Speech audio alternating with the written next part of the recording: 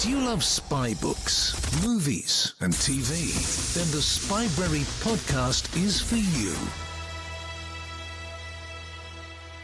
Welcome to episode 240 of the Spybrary podcast. I'm your host, Shane Whaley, and today we have a thrilling episode lined up for you.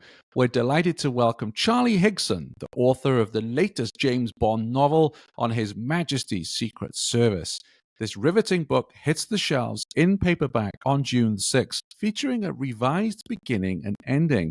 In this conversation, Charlie gives us an inside look at these changes and much more. Additionally, we're joined by a special guest, friend of the show, Mark Ashby. Now, Mark's journey with James Bond fandom began with the James Bond British Fan Club, where he played a pivotal role in transforming the photocopied newsletter into a professionally printed magazine. He also helped organize the first high-profile Bond conventions in the UK, including those at the iconic Pinewood Studios. And get this, he has attended 10 Bond film world premieres since For Your Eyes Only in 1981. UK residents, don't miss your chance to win a copy of Charlie Higson's On His Majesty's Secret Service. Simply follow @Spybrary on Twitter and retweet the pinned tweet of this episode to be entered into a draw. Now, before we dive into our chat, let me share a little bit about this exciting novel with you. Bond Save the King. It's the 4th of May, 2 days before the coronation of King Charles III, and James Bond faces one of his toughest missions yet. Bond must thwart a deadly plot orchestrated by the megalomaniac Ethelstan of Wessex, who aims to disrupt the coronation and seize control of the UK. Can Bond infiltrate Ethelstan's private army and stop his reign of terror before it begins? I start off the conversation asking Charlie what it was like to get the phone call to be working on a brand new Bond novel. Well, just like Withnail and I went on holiday by accident, I wrote a James Bond book by accident.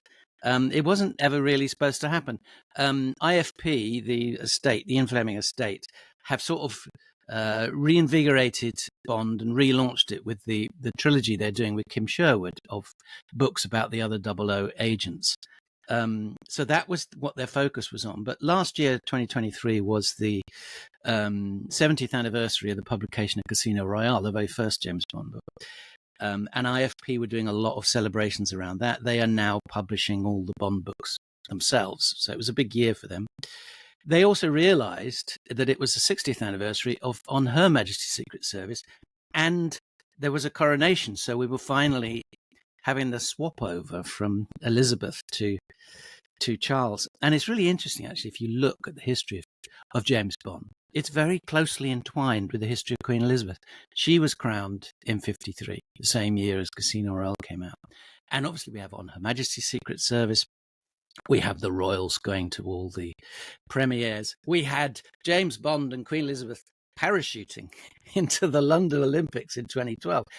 And she died pretty much the same time as Daniel Craig's James Bond died. So it was an interesting thing. And, you know, the estate know that Charles is something of a James Bond fan. So they thought, wouldn't it be great to do something to commemorate the coronation?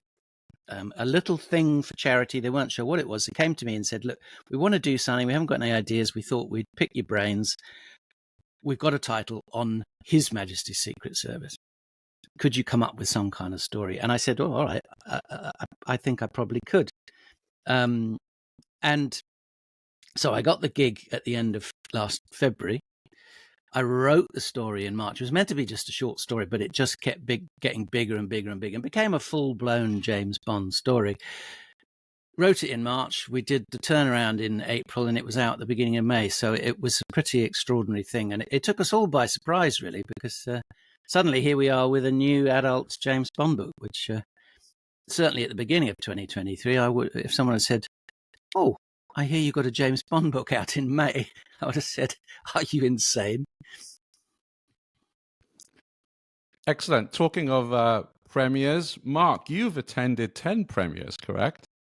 I have, yeah, over the years. My first was For Your Eyes Only in 81, yeah. And then I went through all the 80s films, and then intermittently after that, the last one I went to was Skyfall, in fact. But that wasn't really for want of stopping. Really, I just found that the seating on those things wasn't ideal. And when I go and see a Bond film for the first time, I want to be in the optimum place. So so How some did people, you wangle your way into all those premieres? I helped out with the original fan club when it first launched Right. in the late Okay. 70s, and I was a graphic designer. Well, I am a graphic designer, and I happened to get in contact with the guys that started that, and then they wanted to improve the magazine, which was like a photocopy thing. Yeah.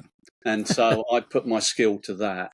And then, it's a classic case of who you know, and started to sort of meet people and got into those.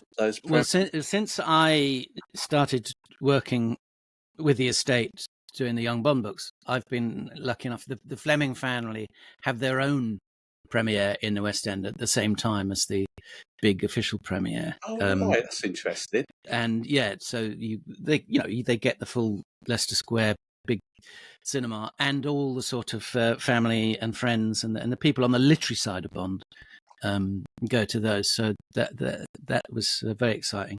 Although for Casino Royale, for the one and only time, I also went to the actual official premiere. So I managed to go to two premieres, Right, yeah, about 2 days apart.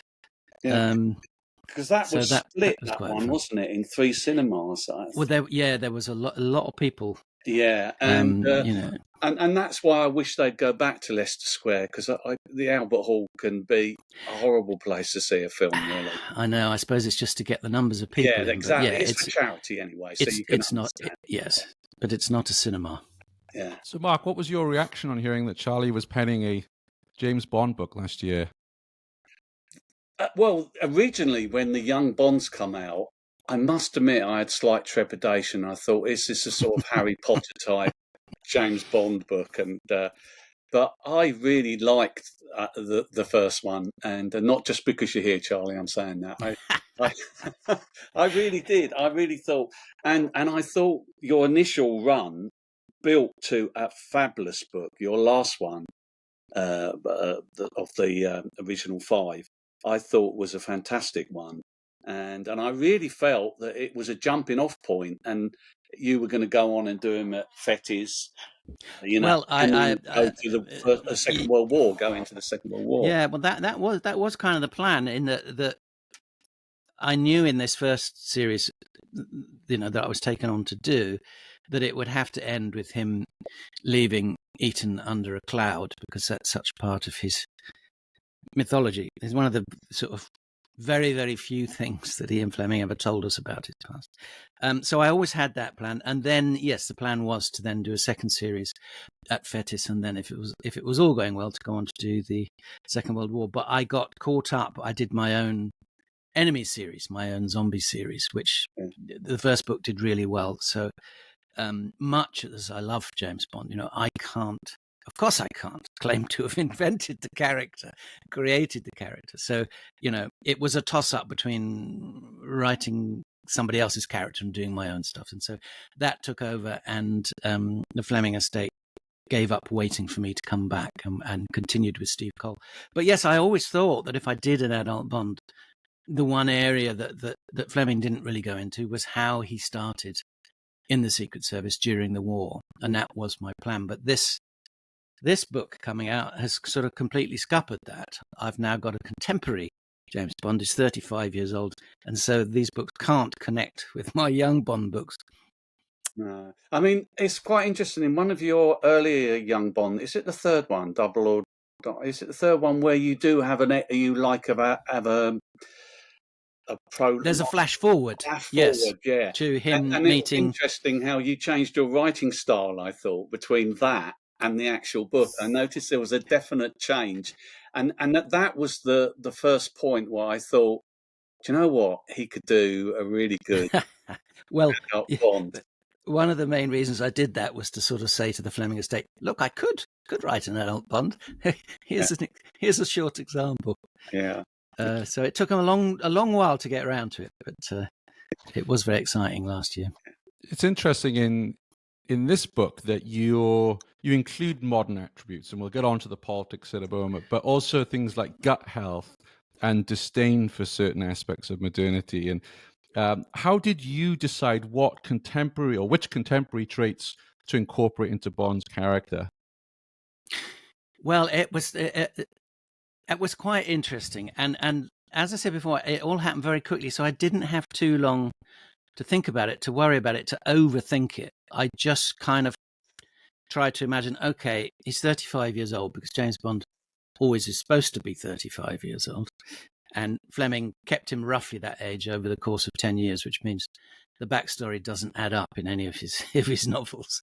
And, the thing was, Fleming's James Bond is very much a product of the Second World War. He's come through that, and that has shaped him. And we know that Fleming based a lot of Bond's characteristics on the sort of agents that he worked with and debriefed during the war, and on some of their experiences. So, that is someone whose whole psyche and worldview is shaped by that. And I think, we can see that Bond's occasional disdain for beastly foreigners has come out of that. And Fleming himself, that being in the Secret Service, the naval intelligence during the war, that was kind of his world. So I'm thinking, okay, a 35-year-old man today, he's only just a little bit older than my oldest son. He's going to have a very different worldview. Very different things will have shaped him. And as we can see in the Daniel Craig films, they have sort of responded to an uncertain, slightly neurotic world with you can't have those old certainties that you had in Fleming's time. So I wanted my James Bond to be a contemporary young man, but also to recognizably be Fleming's Bond. So Bond is always kind of separate from society. He tends to work as a sole agent. He does have help.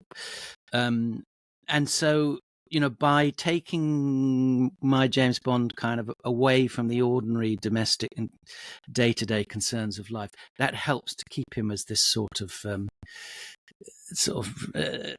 knight in shining armor type of, tarnished armor, should we say, figure. So that helps. But I tried to think, what are the things that Fleming liked to write about, and what did he like Bond to be interested in? And things like food was a really big deal in the Bond books, and it was always about finding the new things and exploring new things. He did eat a lot of scrambled eggs. That was his fallback option. But if he was traveling, he would make sure that Bond would eat interesting local food. So I thought, well, I need to put some of that in to him to be interested in what's going on in the world of food today, and as someone who's trying to keep in peak condition. And there's so much stuff about gut health. I just thought it was a really interesting idea that you have this primitive brain in your gut, and you have to feed it and look after it, because that can have a huge effect on your frontal thinking brain in the front of your brain in your head. So the idea that him thinking, well, I'll try things like kombucha and kimchi, whatever, if it gives me a millisecond advantage over my opponent, in that my gut brain is thinking fast and clearly. So things like that I thought were interesting to put in. I smiled, Charlie, when I read that, because we do something called the James Bond Book Club, and we're not as brave as you, Charlie. The reason that we record those episodes as if we're in the year of publication. And part of the reason we did that was to have some of the zeitgeist, which is a lot of fun, talking about JFK getting elected or whatever it may be, but also because we didn't want to veer into the political side that often comes out with Fleming's writing. So we had just recorded an episode on Thunderball where you have M talking about muesli and sending Bond off to shrublands to go eat it, and Bond's not having it. He's not happy about it. And then reading in your book that he's now this proponent for gut health and kimchi. I did have a giggle at that. It was very clever. Do you know what? Fleming's a bit of a mystery, really, because there's a lovely scene. One of my favourite scenes is in Thunderball. It's the taxi ride to Shrublands, and he gets into the car with this young lad that he says is into rock and roll and Tommy Steele, and he describes it to him, and he talks about the fact that he's typical of the post-war welfare state, wants everything, Yes. and Bond. And then by the end of the taxi journey, Bond actually admires him. They get on really well. They come to some sort of meeting. And I think it's a great scene, and it maybe says a lot about Fleming that we don't know, that maybe, he really wasn't quite so far out as others. Yeah, I mean, it's really interesting, and where does Fleming end and Bond begin? Yeah. Because certainly in all of his interviews, he says, "Well, you're not really supposed to like Bond." Yeah, exactly. If you met him in real life, you probably wouldn't get on with him, unless you were in a tricky situation and needed someone to help you out of it. He also said somewhere that he thought that Bond's politics were probably slightly left of centre. But yeah, I mean, the books do slightly come unstuck when they stray into any territory involving social comment or what's going on. And mostly he wisely keeps Bond away from that. And he says, Bond is not the sort of person who goes to art galleries or the opera or the theatre. That world is shut off to him. But that theme of, since the war, Britain has gone soft, and that the young men aren't tough enough anymore. They're being mollycoddled by the state. That does come into a few books. So you do have to think there's a bit of Fleming in there. But he didn't lead a rigorous lifestyle of cold showers in the morning and all that business. So he certainly had a pretty soft lifestyle himself. Yeah. So the book has, the paperback has some bonus content. I believe there is a different beginning and ending. Without spoiling this, for those of us who haven't got a copy yet, can you share a little more about that, Charlie? Well, as I said, the book was written very quickly. And I think a lot of good things came out of that. But there were a couple of parts of it that inevitably ended up a little bit sketchy. Because the book is set on the day of publication, which was 2 days before the actual coronation. And in it, Bond is trying to stop this plot that he thinks that they will try to certainly disrupt the coronation, but possibly even assassinate Charles. So he's having to work out who amongst. So it starts on the day that it starts in the present, and then the rest of it is a flashback to how he got to that place. So he is in somewhere where Charles is doing an official event, and he's got his entourage around him, and Bond realizes that one of the entourage is dodgy. Now, when I wrote the book, I had no idea what Charles would be doing 2 days before the coronation and where this scene might take place. So I left it a bit vague, and it always bugged me, because Fleming is always very specific in his locations, and he always tries to use real locations as far as possible. He said, well, I can't see the point of having Bond stay at the Porchester Hotel. If it's the bloody Dorchester, so I'm going to call it the Dorchester. And so it bugged me that it had been a little bit vague. And, you get caught up enough in the story that you don't think about it too much. But then afterwards, I found out if I'd thought about it, I would have realised they'd done all these rehearsals for the coronation at the Abbey. And I thought, oh God, if I could go back and rewrite it and set it during a rehearsal for the coronation, it would make it that much more specific and that much more interesting. So we had the opportunity in doing the paperback to do that. So I've simply changed the location. What happens is pretty much the same, but it now happens inside Westminster Abbey. Which is also good, because it's that is the sort of focus of royalty in this country. So many members of the royal family are buried there and have had their coronations there. And it all started with William the Conqueror having his coronation there on Christmas Day in 1066. In some respects, that's kind of how Fleming wrote his books, didn't he? He wrote them in a rush, didn't look back at anything he was doing, and then kind of did the research over the months afterwards to sort of. I don't know. I mean, I think he did a lot of the research beforehand, so he had it all sort of stored up in his head. but then, the details and the fact checking he was able to do afterwards. And in fact, we were talking about food, and one of the interesting things, you probably know the Henry Chancellor book, James Bond, The Man in His World. He had access to all of the Fleming archive, and he found out that in Fleming's original manuscripts, he left quite a lot of things blank to do with things like food and clothes. And his editor, who was a classic sort of gay literary man from the time, filled in a lot of these blanks, which is why James Bond sometimes comes across as slightly a bit fussy and old maidish, because William Plumer was writing in these things, he should be eating this type of egg, boiled at this temperature, kind of thing, and he should wear this. So it's that's quite an interesting aspect of Bond. But Fleming was very open. He said, "Well, I make mistakes, and luckily I got nice people to help me." I mean, famously, the business of the gun, where this guy wrote in and said, James Bond wouldn't use this gun; it's pathetic. And he suggested some new ones, and then he became the sort of armory advisor. You can tell me his name, Major Boothroyd. Mark, I'm sure. Boothroyd, Geoffrey Boothroyd, wasn't it? Geoffrey Boothroyd, of course. And then Major Boothroyd in the novels was named after him, yes. That's it, yeah. Every good Bond novel has a strong villain. Tell us about your villain, Charlie. Well, I was talking about Westminster Abbey and the royal heritage there. And this book was done for the coronation of King Charles III. So the whole idea of royalty and who has the right to sit on the throne is something that fascinated me. It's fascinated me enough that I launched at the same time my podcast, which wasn't about James Bond. It wasn't about comedy. It is a history of the British monarchy.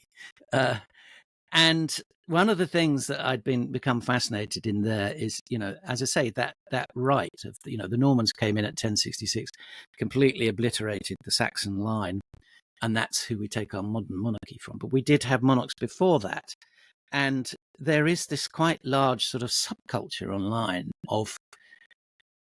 and they tend to be fairly sort of right-wing Britain First types who are obsessed with the Anglo-Saxons, the White Dragon, and want to kind of bring back this pre-Norman version of Britain when we were pure Britons. And so my villain is a guy called Athelstan, named after the Anglo-Saxon king, and he has launched this plot to get rid of King Charles and replace it and be the new king. As is clear from the beginning, M says to Bond, when in the first meeting, he says, "This guy is not stupid. He's a very clever guy. He must know that this plan cannot work. There's no way that he can pull it off. He must be up to something else." So the book is about Bond finding out the real plot behind this kind of disruptive plot that Athelstan has come up with. And he's kind of co-opted the sort of world of the populist world, the sort of reform world, those types, and is using them as most of the people, the likes of Farage, do. They are causing this disruption. They're doing what they're doing for personal ends. It's quite blatantly clear. It's interesting, Charlie. When I first spoke to you, when you were launching Silverfin, you did a talk in Canterbury, where I come from. And you said to me afterwards that you put a lot more historical background into that book than the publishers then decided maybe it was a bit too much, and you took a lot of it out. So it seems that it's something you're quite interested in, isn't it? Because you've got that all the way through the 5 young Bond novels, the sort of the royal family, and it comes particularly into the last one as well. Yes, well, by royal command, indeed, and in that book, he does meet, my young Bond does meet a young Princess Elizabeth in Windsor. That's it, yeah, where she was living. He also meets Edward VIII before he's actually king, and there are some intimations there of dirty deeds going on behind the scenes. Well, yeah, because it was a fascinating time, the early 30s. And it helps to put in some of this stuff into the books, to create this world and make it clear for kids. And, as I say, particularly the 30s, England, and, this feeds in so much into sort of the history of espionage and all that, is that Europe was getting polarized, a bit like it has done recently, between fascists and communists.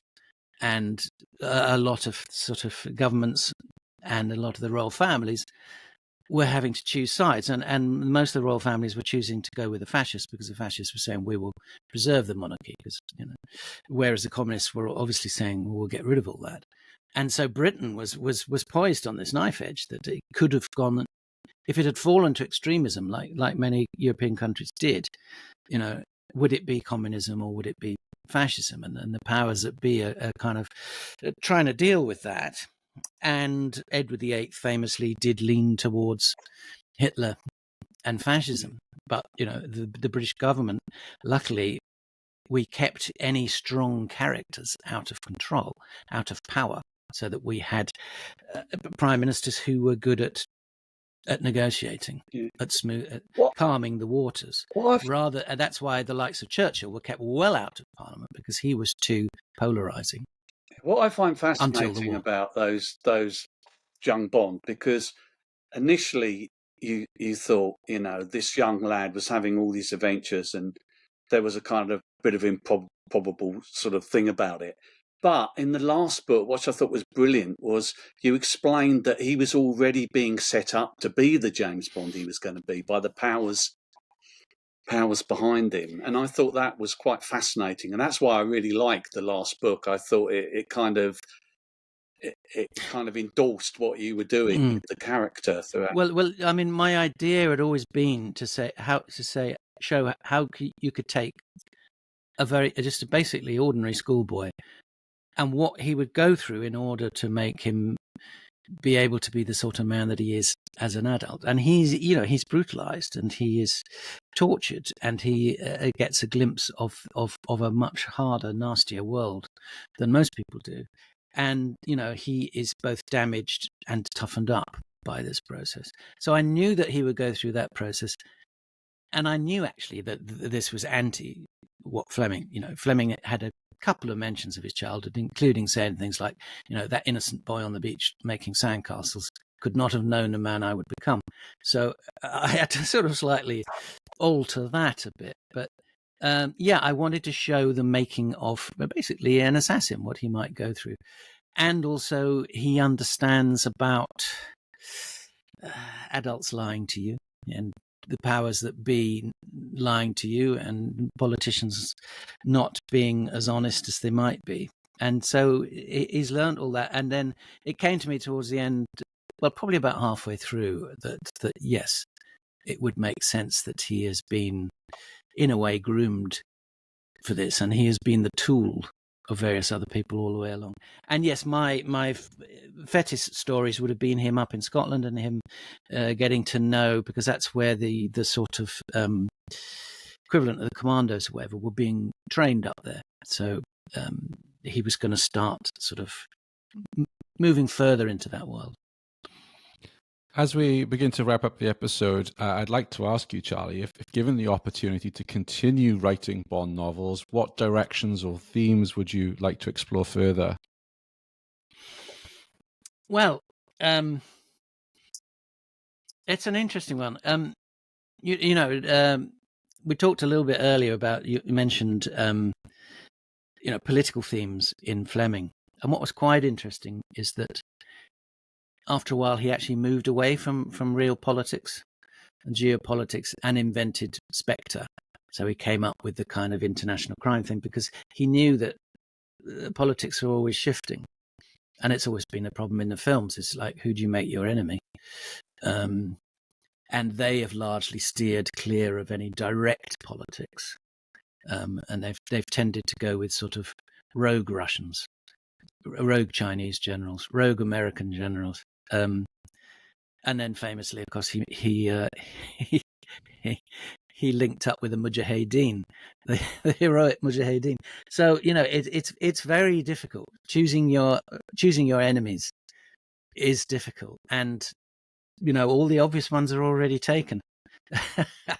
But it's being able to take those world matters, things that are going on, and actually create a villain that is working in his own or her own sphere within that, really, and separate from any direct political involvement. So sorry, it's a slightly wishy-washy answer, but it's finding the essence of the Fleming the Fleming villains and how they kind of intersected with the real world.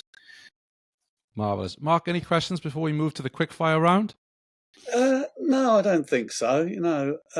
Were you? Oh, I suppose a quick one. Were you worried about the politics that you were bringing in? Were you sort of trying to be careful about not offending someone, or did you not? Did it not worry you? Well, it's quite a tricky one because when I was writing it, perhaps foolishly, I was slightly more worried about people saying, well, Bond is a bourgeois reactionary figure. Why would you be wanting to write about this man? He's a civil servant. He's an assassin for the British government. So I was more concerned with that side of it. But I should have realised, of course, that there's a lot of Bond is fascinating because everybody kind of thinks they own him, and they think that their version of how Bond should be is the real version, and that's what Bond is. But Bond has changed, and Bond has shifted as the world has changed. What is the connection between Fleming's Bond, Connery's Bond, Roger Moore, and Daniel Craig? The character is different in most of them, and so who is he, and what does he represent? And he obviously does represent a certain sort of Britishness. But what are his politics? Where does he stand? He can't really let himself have politics because, like a civil servant, he has to serve whoever his masters are. So I was more concerned about people saying, "Oh God, here's this right-wing dinosaur." And I thought it was quite fun. I wanted the book to be about something. I didn't want it to just be a pastiche of Bond, of Fleming, a homage to Fleming, although there are elements of that. I wanted it to be about what's going on in the modern world. And I do think that the polarization of the modern world is causing immense disruption. And I do think that the populist movement is not helping anyone. It is making things worse. And, when you dig down into it, a lot of it is about self-serving types basically feathering their own nests by causing this chaos. So I thought, well, that would be fun. And then I thought it would be a lot of fun to just write about some of these characters. It was slightly inspired by Goldfinger and his recruiting the colourful American gangsters. Mine was a sort of, I was tipping my hat to that. And when it came out, didn't get any complaint at all. Everyone seemed to like it, and just enjoy the story. But then a few months later, a Spectator journalist started posting screen grabs of a couple of the pages, completely out of context. And suddenly a lot of them, they were mostly Americans, interestingly, sort of right-wing libertarian hard right types, came out of the woodwork saying, "Oh my God, you've broken James Bond. You've turned James Bond gay. These are not the enemies in the world. The enemies are communists and Arab terrorists, And I basically just started, I would reply to them by sending them the famous Mitchell and Webb sketch of the two SS officers having a conversation. Are we the bad guys? Yeah.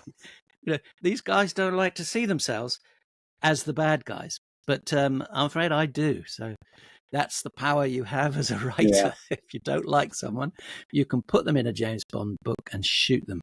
I think what's interesting is, as well, Charlie, I live in the States, so we try not, Spybrary is not political, so I'll be careful. But I totally have observed what you've just talked about. But what's been interesting for me producing Spybrary is I've been fortunate to have conversations with serving and ex-MI6 officers who are very much center-left, and not a right-wing dinosaur that these Americans, think James Bond is. So that I think what you've done with this book is you have given it that modernity, because most serving MI6 officers today are, as I say, center, left. So you're not far off the mark. I can't speak for them all, of course, but the ones I've spoken with.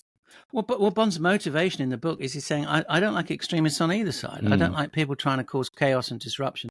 My job is to keep society running smoothly. And he says, well, maybe that makes me bourgeois, but that's what I think. But you've got to deal with both ends if they are in danger of destabilizing society. Well, left, right, whatever. Anybody who wants to kill our dear king needs sorting out. I don't care the politics, right? So marvelous. Charlie, are you ready for the quick fire round? Yes. Now, I'm not as ready as I should have been. One of the reasons I was late is I was thinking, oh my God, I was supposed to get answers to these questions. So we'll have fun. I will do the best I can. The danger is with your questions that I will simply answer James Bond to every single one. Oh, well. So I will try and say that was probably the first one. I'll keep James Bond out of it as much as possible. That sounds good. So, Charlie, what is your favorite spy novel? Well, I do love the John le Carré books. And, Tinker Tailor Soldier Spy is a great book.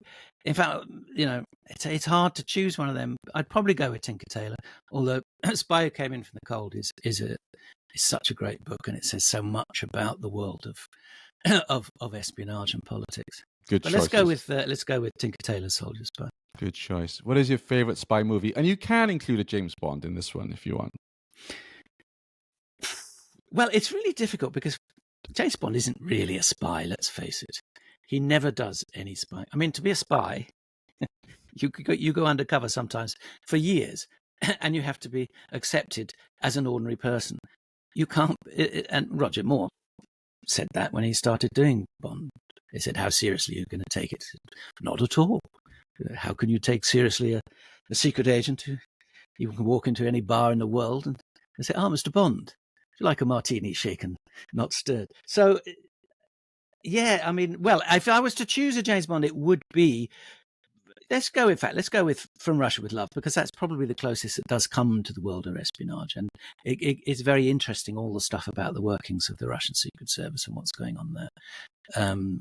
So, and you get some of that in the film, more in the book. God, I'm supposed to be choosing the film, aren't I?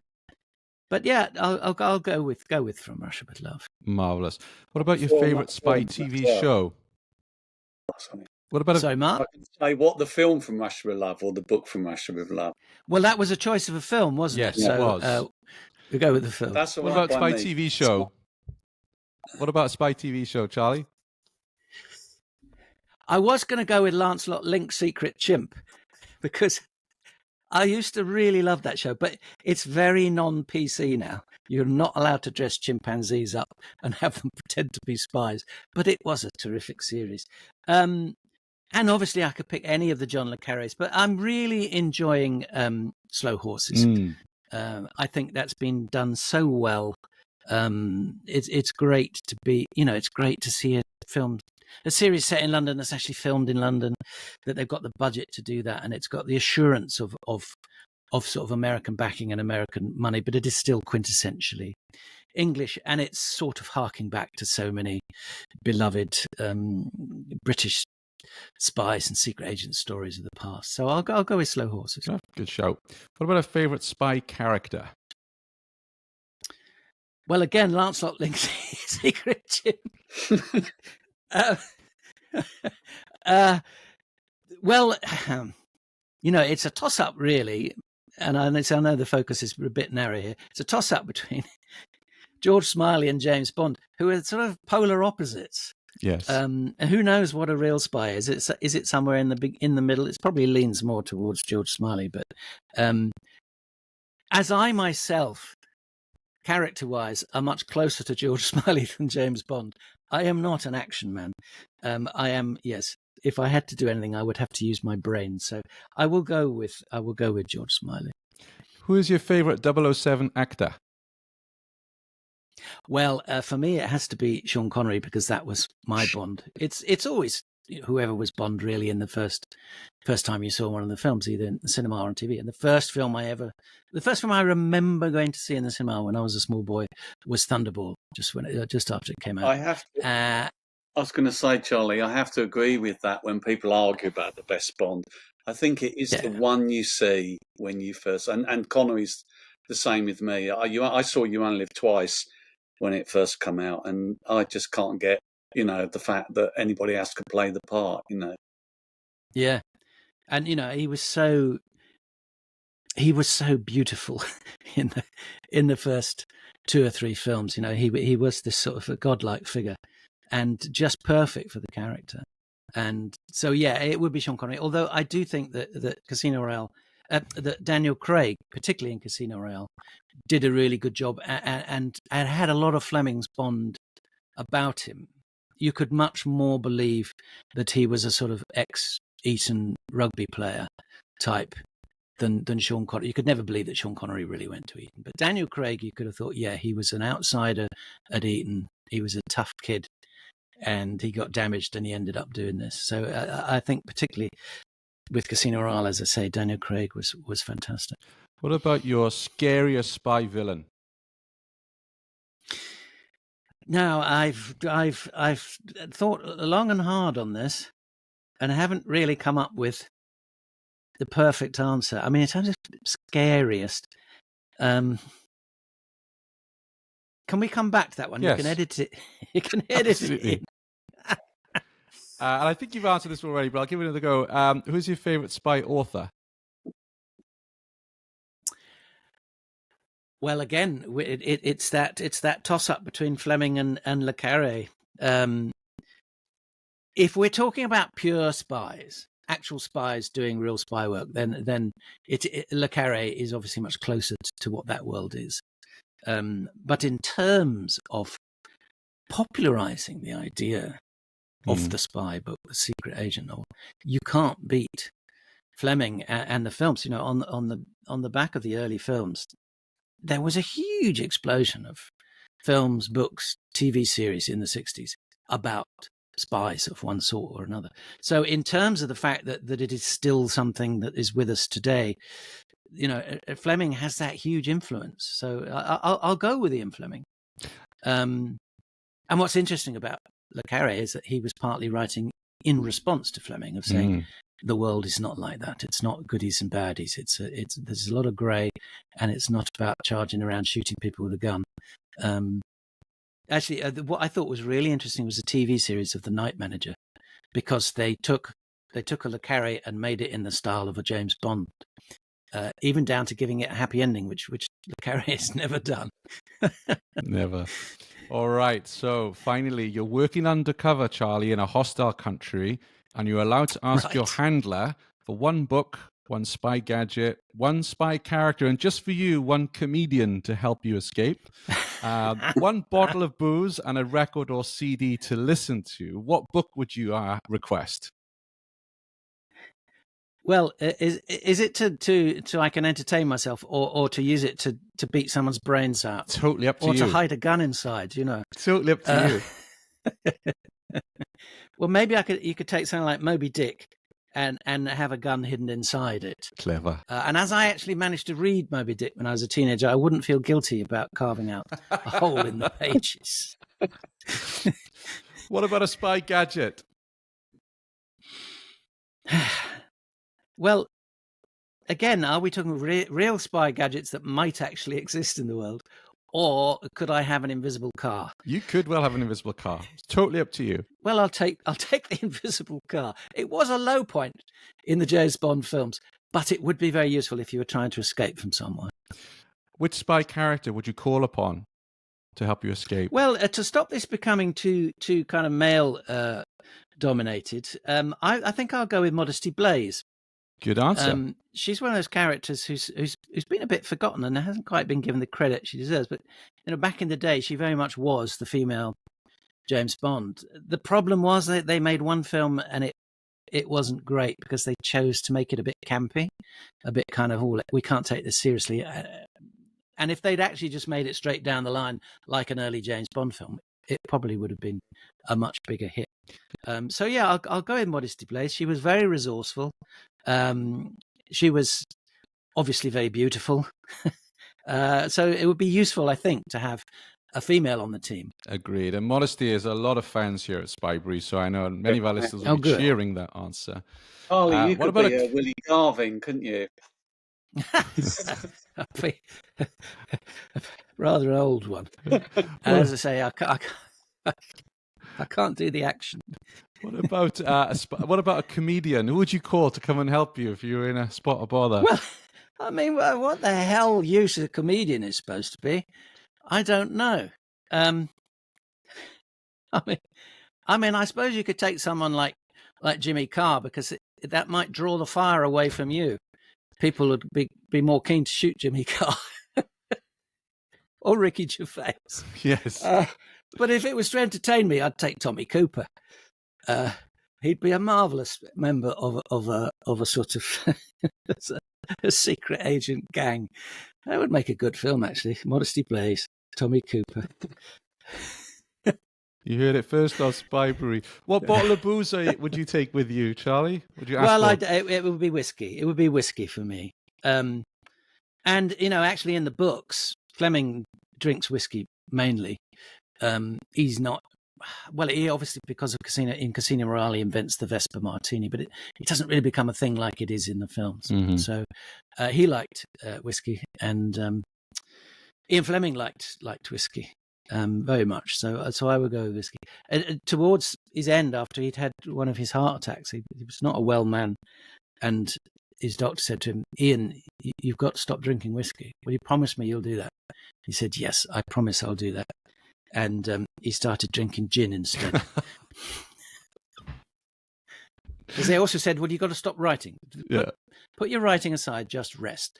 Promise me you won't write another James Bond book. He said, all right, I won't. And he wrote Chitty Chitty Bang Bang instead. And finally, a piece of music, a record or CD that you can ask for when you're in this hostile country, Charlie?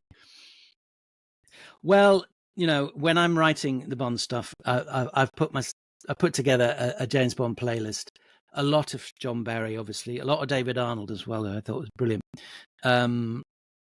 So I would have to go with John Barry. If it's just one track, it would have to be the classic James Bond theme, which is the greatest piece of film music ever written. But if it was to be like a whole album's worth, could take John Barry's greatest hits.